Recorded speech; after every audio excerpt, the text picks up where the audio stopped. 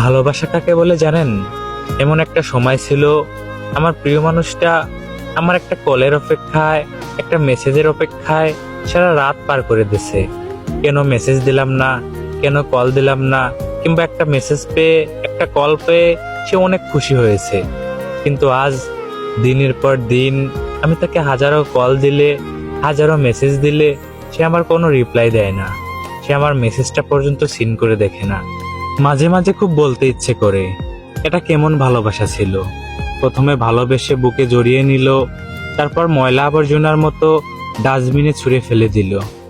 আজ তার জীবনে আমার থেকে ভালো কাউকে পেয়ে গেছে। এজন্য আমি নামক মানুষটাকে আর সে মনে করে না। চাইলেও আমার কথা আর তার মনে পড়ে না। সে হয়তো আমাদের পুরনো স্মৃতিগুলো ভুলে গেছে, কিন্তু আমি চাইলেও আমাদের পুরনো স্মৃতিগুলো ভুলতে পারছি না। যখনই পুরনো স্মৃতিগুলো মনে পড়ে যায়, তখনই কষ্টে বুকটা ফেটে যায়। সেটা তো আর সে বোঝে না, কারণ সে আমাকে সত্যিকারের ভালোবাসেনি। দুদিনের টাইম পাসের জন্য আমার সাথে কথা বলেছিল। ভালো থাকুক সে, আমিও আর তাকে বিরক্ত করতে চাই না।